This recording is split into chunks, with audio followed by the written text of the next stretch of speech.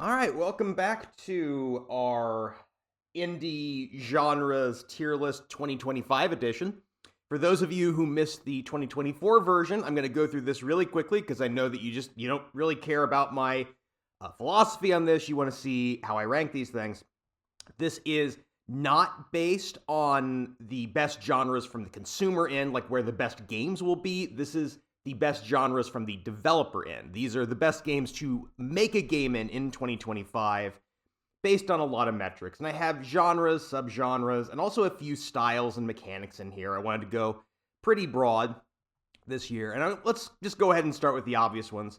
Platformers are still dead. Sorry, I miss them as well. If you, like me, kind of wish that these were coming back, like I overplaced them a little bit last year. We're not going to make that same mistake again. Now, speaking of not making mistakes, the one type of platformer that is going to do well, I'm going to take our Metroidvanias, and I'm going to put them up here. I actually had them in the death slot last year because I was assuming that Silksong was going to suppress them, which it did not. Honestly, I think what I learned from watching the market last year is that having a major game come out, it does steal a lot of the oxygen in terms of like press coverage, but indie games, most of them don't get any press coverage anyway, so that's kind of moot. It's at least possible that having a big game like Silksong or Slay the Spire 2, we're going to talk about deck builders in a moment, could help by drawing attention in. It's possible. I think from what I've seen last year, it's probably neutral. And so let's go ahead and bring deck builders in. Slay the Spire 2 is allegedly coming out next year. If you watch the indies like I do, you'll know these things get pushed back all the time. But regardless, deck builders are still in a pretty good place. I think I want to put them under positive. Probably a little bit easier at this point to get a Metroidvania than a deck builder. I could quibble over the placement of these, but I feel okay about those. We find some other perennials. VNs. VNs are going really the same place they always are. VNs never change. They are, as I've said, are the most slept on genre. When you see videos from people talking about, oh, these are the best genres for indie developers, they never talk about VNs. They want to talk about horror. They want to talk about the flashy stuff. VNs do not make a lot of money, but they are a very safe bet. And there's just so little change in them from year to year in terms of, the media market doesn't affect them at all. Now, one thing, speaking of which, let's actually go to horror.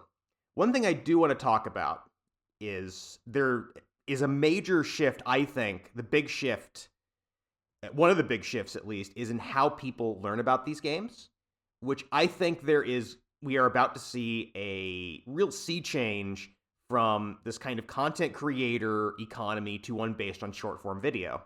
And so one of the questions when we look at where we place these is, well, how well did this do when it was like Twitch streams versus when it's going to be like TikTok and YouTube shorts? Horror, I think, kind of works either way. Because anything that's going to have those like one-off big moments is going to work really well in short form. Now, I've always felt horror is really overrated when people do this because there's always 2 or 3 like big meme games every year, and people just assume that's what everything is and that's what all these things are going to look like, and it's not. It's nonsense. But it's still pretty strong. I'm going to put it in a positive outlook. I don't feel comfortable putting it up there, but it's still in a good place. In a bad place, let's fill out our bottom slot. I'm putting ARPGs down here. Now, there have been a few successful ARPGs in the indie space this year. I talked to one, like the people behind Last Epoch did very well. It was one of the big hits of the year. Even so, this is a AAA-dominated genre. And when you have a genre that is so thoroughly owned by these large companies, this just isn't going to work at all, really. So I don't think it's going to be a great year for ARPGs at all. Good luck. I mean, I hope some of you succeed. Action roguelikes. Pretty easy place there. Again, I keep seeing videos from people saying, oh, Vampire Survivors was so successful. That means action roguelikes are going to be really successful and you should make one. No, it is such a terrible genre for developers. Nobody is buying these things. There are way too many of them. They're really becoming annoying. when I look at things like Steam Next Fest and every third game, especially because they're really not, the people who are making these really are not pushing the boundaries very much. There is a little bit of innovation here in terms of trying to add new mechanics in and new styles, new visual styles, and bringing in storytelling elements. Because that's what happened with deck builders. Deck builders initially, the first wave of them were all just Slay the Spire knockoffs, and then you go forward a year or two and you start seeing innovation, and now they're all over the place. That's one of the reasons why it's such a strong subgenre. Action roguelikes, there's a few. Something like Enter the Chronosphere, which I think is coming out like the next year or two, is an action roguelike with puzzle elements, so that's potentially an interesting idea. But so many of them just cannot get by the whole like stolen graphics, walk around, and like everything dies around you. On top of which, going back into that point about discovery earlier, these things work really well in a content creator environment. I don't think they're going to do that well if things go over to short form. I really don't think that's a winner in that category. All right, let's pick out some other losers. Strategy. I feel bad about putting strategy this low, but let's face it, New Civilization. That means this has gone to being a AAA-dominated space for at least 2025, which sucks, because there are a lot of really interesting-looking strategy games coming out of the indie space next year, and none of them are going to do as well as they deserve. And that's just how it is. Now, let's pick out kind of an odd one here. Racing is not something I would normally put in here. I picked out racing partially because someone who responded to, I get people who respond to these and they give me their tier list, and one of them included racing games. There actually are a fair number of indie racing games coming out now, mostly arcade style, as you'd imagine. I haven't really seen how well they're doing, but I can't imagine it's great. So I'm going to put them right there in the kind of next to last, right above the death tier category. Now, let's move. I want to get something in the top. So for this next one, we're going to look at not a genre, but more of like a mechanic or an element. We're going to look at co-op games, which obviously need to be up there. Honestly, if you're a developer and you have a game that you can make co-op, make it co-op. These have been some of the biggest hits of the year, but also some of the biggest selling games of the year. Because as people have pointed out, if you're doing a co-op game, you're probably playing it with friends. You don't do a lot of matchmaking with these games. This is more something, the competitive games you do matchmaking, and the cooperative games you want to do them with people you know, right? It's something you do with friends. And all of you need to have a copy. So if you have a co-op game that's, say, 4 players together, that's 4 copies sold. So just from a business perspective, this makes sense. But also, people just love these. Co-op games have been just very, very successful past few years. I think they've only recently gotten the recognition they deserve. So co-op definitely belongs up here. Now, let's talk cozies. Cozy is more of a style than a genre. And where do we want to put that style? Because honestly, these have been doing so very, very, very, very well the past few years. And I think they'll continue to do so. I want to put them under positive. Cozy is actually expanding because you'll notice I also have casual down here. And casual games I'm going to put lower. Middling. I'm going to put them under middling. I think they're a little bit slept on. The casual market on Steam really fell off post-pandemic, but it's still bigger than you think, but also surprisingly competitive. Cozy games used to fall pretty comfortably under the casual banner, but they're spreading out. You've got cozy RPGs, you've got cozy MMORPGs, you've got cozy adventure games, lots of different styles. And although, in general, these tend to be easier types of games, they are starting to kind of drift into more of that sort of like serious, old-school, hardcore genre. So I think these are going to continue to grow. Now, okay, let's talk our RPGs. We always got to talk, my favorite from way back, and JRPGs. So here's the thing. I had JRPGs placed pretty high last year, and I feel vindicated because they did very well. Now this year, here's the issue. The question is, will this be a good year for JRPGs for the typical developer? And I'm not so convinced, because when you have these big successes, Eidon Chronicles this year, Sea of Stars last year, Chained Echoes the year before, very high production value games, not the kind of thing that most people can match. Like, this isn't 2014. You can't get 1,000 reviews off of something you hack together in RPG Maker anymore. People expect more. On the other hand, there really isn't like a giant title coming out. Like, as far as I can tell, just from my research this year thus far, the biggest kind of old school JRPG coming out is probably Threads of Time, which I don't think is going to be as big as the ones I mentioned earlier. Just a thought. Even so, you see a lot of these on trending, popular, upcoming, so I'm going to put them under positive as well, mainly because I feel good about where they are, and I'm hoping everybody else does as well. Now, TRPGs. I had TRPGs placed really low last year, and I'm going to bump them up. When I got into the numbers, TRPGs are not in as bad a place as I thought. The problem with these games is there's, on the one hand, kind of an oversupply. TRPGs were most popular when, a couple 7-8 years ago, when we were over a decade out from FFT, and people were dying for them, people were hurting for them, and anytime you saw like a game that looked like that, people got really hyped. They don't really get that hyped anymore. Even so, this is, I feel, another slept-on subgenre. I think there are more TRPG fans than people think. And so I'm going to bump that up a spot, put it in mid-lane. I think this will do okay. CRPGs. Okay. So I had received a question about this, sort of relating to this.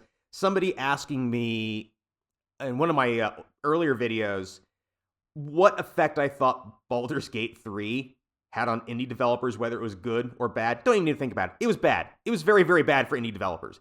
It's that same problem we discussed with our death tier things with ARPGs. When you have a genre, or a subgenre in this case, that is so dominated by the AAA space, people compare the indies to AAA games all the time. And as much as you may see videos celebrating, the indies are saving the market and A tier is dead, no. We know what sells. We know what gets people hyped, and it's not the indies. It just isn't, with very rare exceptions. So 2024 was a maybe uniquely awful year for these types of games because people were comparing them to Baldur's Gate 3. Now, the question is 2025 going to be far enough removed from that people will give them a fairer shake? I think probably not all the way. Honestly, I'm putting this under tough road. I'm not going to drop them in the death tier. I think there's probably going to be at least 1 or 2 successes out of this space. It's going to be the higher development cost ones, though, because most developers it's the same problem with ARPGs. Most developers just don't have the juice to pull this off, and it's going to be very tough for them. Now, what do we have left? City builders. Pretty safe place there. I don't see any evidence that city builders are slowing down. People complain about them, about how there's too many of them, but people also complain there's too many Metroidvanias. You know why? People like them. People buy them. That's why. Now, fighting, kind of an odd addition because I'm not really aware of any indie fighting games coming out. Every so often you see those. They're not a super common one. They're not super common anywhere aside from kind of your well-worn series, Street Fighter, Mortal Kombat, King of Fighters, and occasionally you get like a new thing come out. Like there was the, what was it? Was it Riot Games had one coming out? And I know that the last few years, we had new MK, we had new Street Fighter, new Tekken. Very rough year. Right now, I kind of think that the fighting space has slowed down, which is both good and bad. It's good because there's less A-tier competition, but it's bad because nobody's looking for these.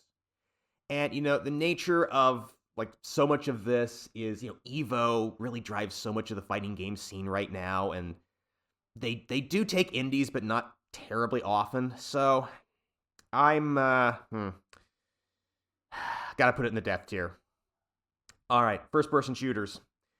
We've talked about these at length, and because I've talked about indie FPS developers at length, and how difficult it is, again, this is A-tier dominated. The ace in the hole they've had is the boomer shooter trend, which is not really slowing down, surprisingly. So I'm going to drop this into middling, where I put them last year, because there have been some FPS successes, most of which are more or less boomer shooters. They're in that style, but it's not easy. Even with that, it's very difficult to crack this. So pretty obvious placement. I don't think anything has changed. It was there last year. It belongs there this year. Adventure games. Okay, so I had adventure games placed fairly high because I feel like adventure games are another sleeper.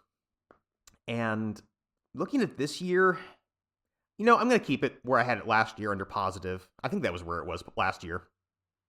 Old school adventure games, point and click adventure games is what I'm talking about because the adventure, on like Steam, the adventure genre covers way too many games to be meaningful. I am talking about point and click, so we're talking Shadowgate, Deja Vu, Myst, Monkey Island, any of that stuff. There's a healthy market for these. And the nice thing for developers is they're relatively easy to make. There's a lot of tools for them. There's people are kind of used to them, again, not looking great. You really, some of the best genres for developers, for new developers especially, are the ones where people have low expectations for graphics. And adventure games, people aren't necessarily looking for these to be really sexy. So I'm going to keep them where I had them last year. Now, open world survival. This is a tough one because this is a really big genre, and it's a really big genre for indies. But I wonder if it's starting to slow down. Not because people are losing interest. I think interest in these games is as strong as it ever was. I am tempted to drop it for a few reasons. First, as far as these like more or less forever games go, it's been harder and harder to get new ones off the ground, and that includes in the indie space. People have picked their favorites by now, and they aren't looking for anything new. Also, going back to Discovery, I don't think these open world survival games, these are almost designed for like a streaming YouTube environment. They're not going to work as well in short form, I don't think. So while the overall market, there's still going to be a lot of people playing these and buying these in 2025, and probably for the next few years at least. For new developers, I'm going to put it in my second to last slot here. I just don't think it's going to be the year for them. Okay, MSims. MSims have been having a moment. But the question is that moment slowing down? I don't think they are. I'm going to put them up here. You actually are seeing cross-genre, or like cross-element. It's not really, is it a genre or is it like a mechanic, a set of mechanics? You're seeing more MSim stuff show up in other games. Like Fallen Aces was one, to me, which was really just a straight, old-school, kind of boomer shooter-style FPS. A lot of people called it an MSim. It arguably does have MSim elements, so that to me suggests that these are still popular. If they're showing up in other places, that to me suggests popularity. And finally, I wanted to save one for our pure narrative games. I had a lot of these in my top 10 this year. And a lot of these just on my overall GOTY list. Because I think they're very interesting. They're in an interesting spot. And when I talk about narrative-dominated games, I'm not talking about RPGs, which I already have placed. I'm talking about, walking simulators, interactive fiction, certain types of adventure games, anything where the story matters more than the mechanics, including experimental games. So I'd even throw something like Heading Out from my Game of the Year list in here. So how well are these doing? We've had some successes, but these games, I think, are another genre that really need pretty good production values, which not everyone can provide. Now, it will be interesting to see how this goes, because there are some kind of more humble narrative-driven games. There's a lot of this stuff. There's a lot of like interactive fiction type of stuff kind of creeping into this space, and it'll be really interesting to see how well those games do. I sincerely hope one of them blows up. But honestly, when compared to something like, these would be very similar to VNs, but VNs have more of a dedicated market who buy them. Narrative-driven games are still kind of trying to break out. So for the time being, I'm going to slot them one slot lower into the middling tier. So there you have it. I fully expect that, much like last year, I'm going to have to revisit this in a couple of months, probably figure out I did everything wrong. But for now, this is what we have. So what do you think? What do you think are going to be the big winners and big losers for the developers in 2025? Drop that down in the comments, and I'm sure we'll have an interesting discussion.